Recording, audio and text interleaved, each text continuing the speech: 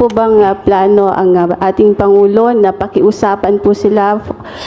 Kayo po, wala po ba kayong plano bilang Pangulo ng ating bansa para pakiusapan mo sila na huwag nang ituloy yung impeachment dahil baka abala nga naman po sa trabaho ng ating gobyerno at syempre sa buhay at pamumuhay ng ating mga kababayan? The Senate has no choice. The House has no choice. They have to do this now. Once the impeachment complaint was filed, tumakbo na ang proseso. Sir, may nagsampa na po ng impeachment complaint against Vice President Leni Robredo. I won't allow. I won't. Do you think, sir, may basehan po para ma-impeach nga po siya? What are your thoughts po? Look, you know, we just had an election. Guys, lay off. Let's stop it.